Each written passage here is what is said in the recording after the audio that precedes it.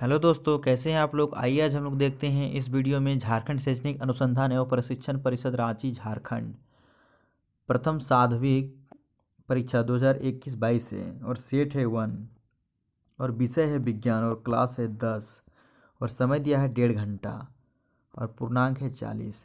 तो आप लोग इसको बहुत अच्छी तरीक़ा से पढ़िएगा। तो चलिए हम लोग आगे बढ़ते हैं बिना किसी देरी के। हाँ दोस्तों, अगर आपको वीडियो अच्छा लगता है तो प्लीज़ लाइक कीजिए, कमेंट कीजिए और सब्सक्राइब जरूर कीजिएगा। तो चलिए हम लोग बिना किसी देरी के आगे बढ़ते हैं, क्वेश्चन की ओर चलते हैं। तो इसमें पहला क्वेश्चन है, दाढ़ी बनाने में किस प्रकार के दर्पण का उपयोग किया जाता है। तो दाढ़ी बनाने के लिए हम लोग किस प्रकार का दर्पण का यूज करते हैं, तो अवतल दर्पण का, ऑप्शन नंबर सी। दूसरा, गोलीय दर्पण में फोकस दूरी एवं वक्रता त्रिज्या के बीच संबंध। तो इसके बीच में संबंध क्या होता है, F बराबर R/2, ऑप्शन नंबर बी। अब तीसरा में, प्रकाश के अपवर्तन की क्रिया में कौन सी भौतिक राशि अपरिवर्तित रहती है। तो इसमें आवृत्ति जो रहती है ना, ये अपरिवर्तित रहती है, ऑप्शन नंबर ए। अब 4 में देखते हैं, अवतल दर्पण से परावर्तन के बाद किरण किस बिंदु से होकर गुजरेगी। तो ये गुजरेगी आपका फोकस से, यानी ऑप्शन नंबर बी।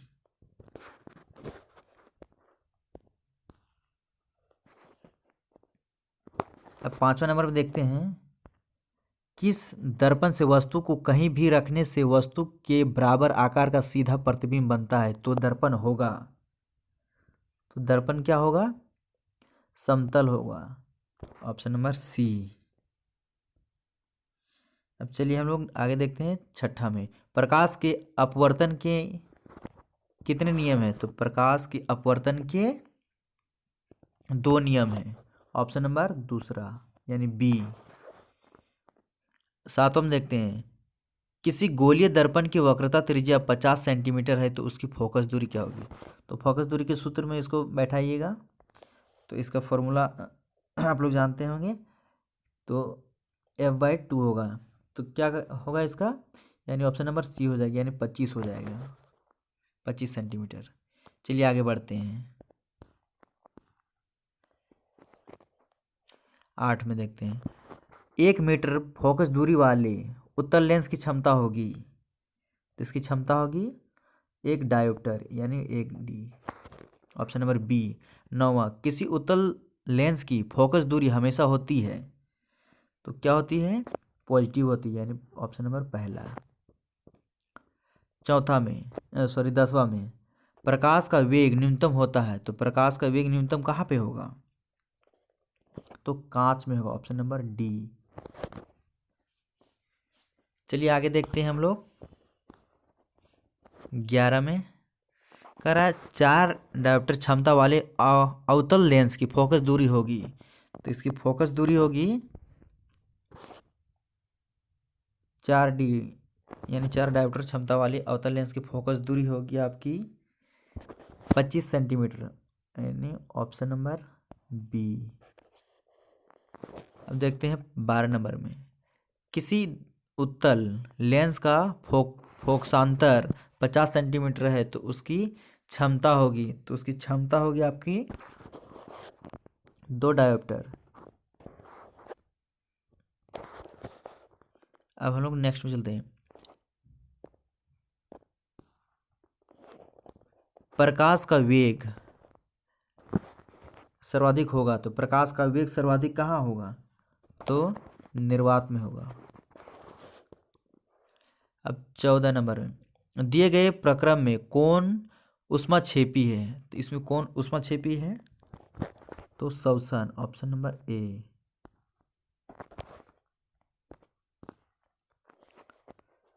15 में देखते हैं, तो 15 में है, चिप्स के पैकेट विकृत गंधिता से बचने के लिए कौन सी गैस डाली जाती है। तो इसमें नाइट्रोजन गैस डाली जाती है, ऑप्शन नंबर बी। 16 में, जंग लगना किस प्रकार की अभिक्रिया है। तो जंग लगना किस प्रकार की अभिक्रिया है, तो ये संयोजन अभिक्रिया है, ऑप्शन नंबर ए। 17 में देखते हैं अब, दिए गए अभिक्रिया में किस प्रकार का उपचयन हो रहा है। तो इसमें किस प्रकार का उपचयन हो रहा है, तो इसमें कार्बन का उपचयन हो रहा है, ऑप्शन नंबर बी।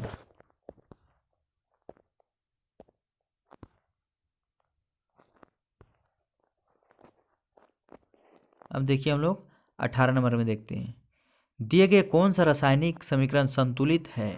इसमें कौन सा रासायनिक अभिक्रिया जो है संतुलित है, तो ये ऑप्शन नंबर बी है।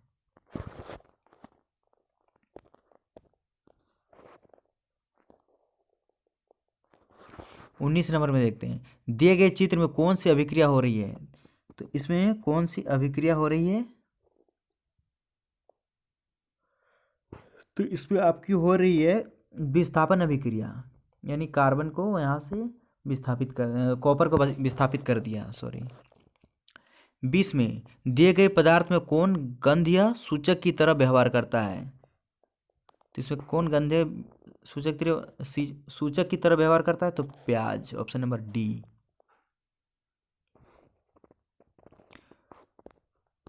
आगे बढ़ते हैं 21 नंबर में,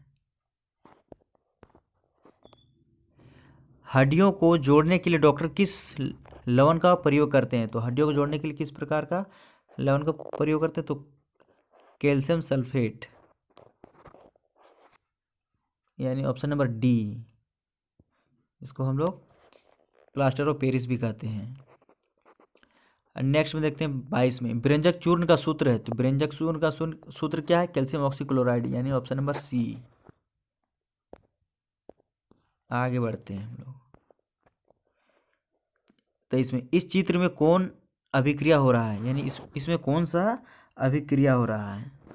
तो ये इसमें वियोजन अभिक्रिया हो रहा है, ऑप्शन नंबर बी।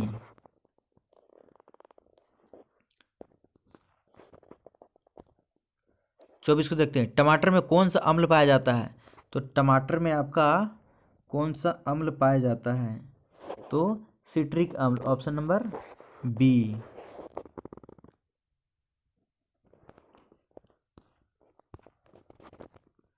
25 में देखते हैं हम लोग,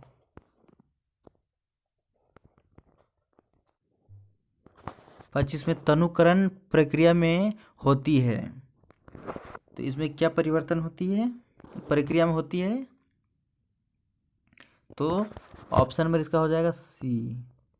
OH plus OH minus ion की सांद्रता में कमी होती है।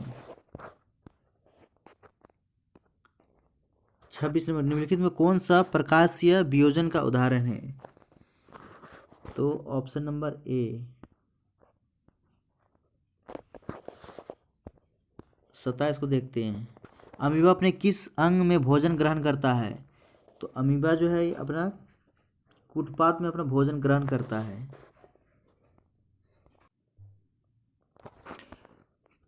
28, पाचन प्रक्रिया में वसा का इमलिशीकरण कौन करता है।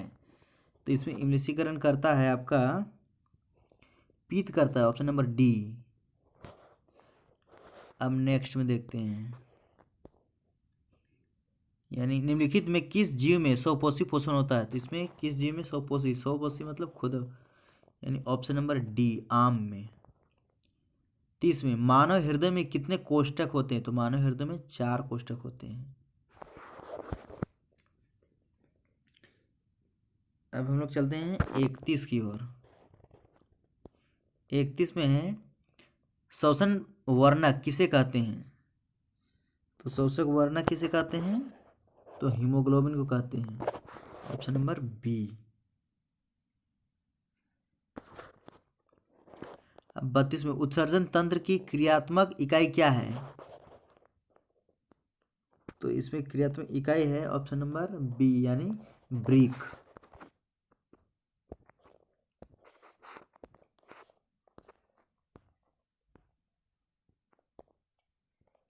33, ब्रिक की क्रियाशीलता कम होने पर रक्त को शरीर से बाहर निकाल देने की प्रक्रिया क्या कहलाती है। तो ये कहलाती है अपोहन, ऑप्शन नंबर बी। 34 में जनन की मूल घटना क्या है? तो जनन की मूल घटना क्या है?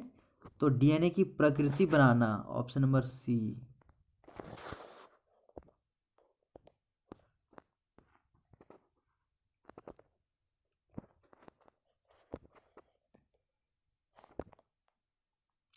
अब देखिए हम लोग 35 में देखते हैं, दिया गया चित्र किस प्रकार के जनन को दर्शाता है? तो ये किस प्रकार के जनन को दर्शाता है? तो ये विखंडन को दर्शाता है, ऑप्शन नंबर सी। 36 में नर युग्मक तथा मादा युग्मक के संलयन को क्या कहते हैं? तो निषेचन कहते हैं, ऑप्शन नंबर ए।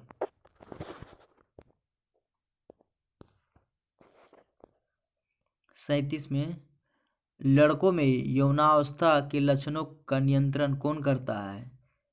तो लड़कों का कौन करता है? तो टेस्टोस्टेरोन करता है, टेस्टोस्टेरोन, ऑप्शन नंबर ए। 38 का शोर स्थिरांक का मान क्या है? तो शोर स्थिरांक का मान है 1.4 के डब्ल्यू पर एम स्क्वायर, यानी ऑप्शन नंबर ए। अब 39 में चलते हैं, जैव प्रक्रम का मुख्य घटक क्या है?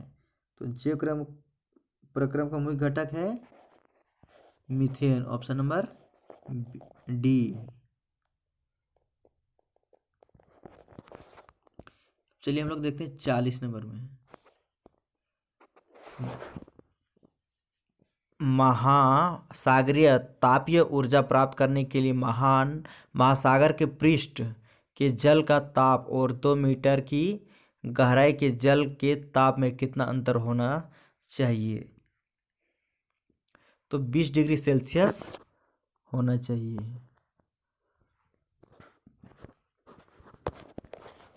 अगर आप लोग दोस्तों चैनल को सब्सक्राइब नहीं किए तो प्लीज़ आप लोग सब्सक्राइब कर लीजिएगा। इस तरह का वीडियो मैं लाता रहता हूँ।